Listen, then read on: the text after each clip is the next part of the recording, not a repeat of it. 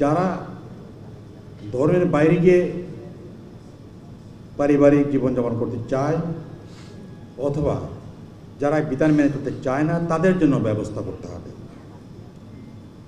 ধরেও নেই এই কথাটা সত্য,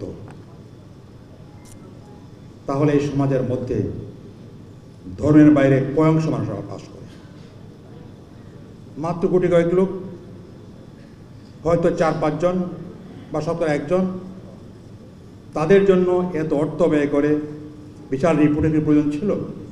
এই কাজ তো ওনারা এনজিওর মধ্যে করছেন, চেষ্টা করছেন, কিন্তু এটা হচ্ছে না। আসলে মনে রাখতে হবে এই প্রস্তাবনা দেওয়া হয়েছে মূলত ইউরোপ আমেরিকাতে যে সমাজ তারা কায়েম দেখেছে সেই সমাজ কায়েম করার জন্য, বিশেষত এলজিবিটির নামে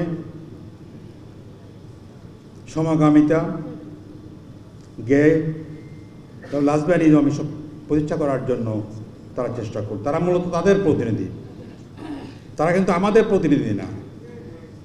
তারা হচ্ছে সমাজের ওই সমস্ত শ্রেণীর প্রতিনিধি যারা সমাজে ক্রিমিনাল বলে পরিচিত, যারা সমাজ ধ্বংসের কাজ করছে তাদের তারা প্রতিনিধি। তারা এই দেশের 92% মুসলমানের প্রতিনিধি নয়, তারা কোনো ধর্মের প্রতিনিধি নয়। কাজে আমাদেরকে মনে রাখতে হবে এই কমিশনকে আমরা প্রত্যাখ্যান করছি, এটা আমাদের স্পষ্ট দাবি। তারা বলছেন যে আমাদের দাবিতে অনেক ভালো কথা আছে, মানলাম ভালো কথা আছে, যেখানে খারাপ কথা বেশি থাকে, যেখানে মূল ভিত্তি হয় খারাপ, সেখানে ভালো কথা থাকলেও এটা আমরা মানতে চাচ্ছি না। আমরা চাই এই কমিশনকে বাতিল ঘোষণা করা হোক। ডিজাইন, এলিগেন্স, বিউটি, সেরা পণ্য সবার জন্য জেভিকো। সাথে সাথে তাদের প্রস্তাবিত প্রস্তাব যেগুলো আছে সেগুলো বাতিল করা হোক, নতুন কমিশন করা হোক, যেখানে এদেশের 92 জন মানুষের প্রতিনিধি থাকবে, তাদের মতের প্রতিনিধি থাকবে, তাদেরকে করা হোক প্রয়োজন। তারা তাদের প্রতিনিধি, তারা আমাদের প্রতিনিধি, তারা আমেরিকার প্রতিনিধি, তারা ইউরোপের প্রতিনিধি, আর বেশি বললে হয়তো তারা আমাদের পার্শ্ববর্তী দেশের প্রতিনিধি। এই জন্যই এই কমিশনকে আমরা কোনো গ্রহণ করতে পারি না। দেশের আলেম ওলামা, দিনদার মানুষ, ইসলামপ্রিয় মানুষ তা গ্রহণ করতে পারে না। ইতিমধ্যে আমরা জানিয়ে দিয়েছি কেউ আমরা গ্রহণ করি না, তাই বাতিল করতে হবে, দেরি করা যাবে না। প্রফেসর ইউনূসের প্রতি আমাদের শ্রদ্ধা এখনও আছে। তিনি যদি আমাদেরকে তার সরকারের মুখোমুখি দাঁড়া করতে চান, যাদেরকে দাঁড়া করতে চান, তাহলে এটা তার জন্য শুভ হবে না। তাই আমরা অনুরোধ করব অতি সত্বর এই কমিশনকে বাতিল ঘোষণা করুন, তাদের প্রস্তাবিত সুপারিশমালাকে প্রত্যাখ্যান করুন, নতুন কমিশন গঠন করুন যদি করতে চান। আমরা নারীদের সমস্যার সমাধান চাই, ইসলামের চাই, ইসলামের আলোকে তাকে সমাধান করার ব্যবস্থা করতে হবে।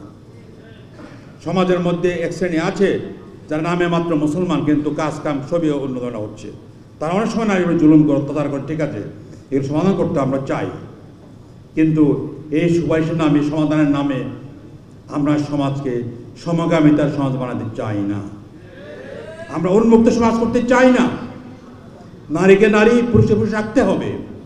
এইগুলো বিভেদ গুছিয়ে দিয়ে যদি আমরা এক করতে চাই, এটা বাস্তব নয়, এটা প্রাকৃতিক নয়, এটা প্রাকৃতিক আইনের বিরোধী, ইসলামের তো বিরোধী বটেই। এই জন্য অনুরোধ করবো আপনাকে অতি সত্বর আপনি এই কমিশন বাতিল করুন। কারণ আমার বিশ্বাস এই কমিশনের প্রস্তাবনা সম্পর্কে আপনার গভর্নমেন্টের বহু লোক অবগত না, আর আপনি না বুঝে আপনার দপ্তরে বলা হয়েছে এগুলো বাস্তবায়ন করার জন্য ব্যবস্থা করতে হবে। যদি আপনি করতে যান, জেনে রাখুন এই দেশের মানুষ আপনাকে 24 ঘন্টার সময় দেবে না। তাই অতি সত্বর এই কমিশনকে বাতিল ঘোষণা করুন, সুপারিশমালাকে প্রত্যাখ্যান করুন।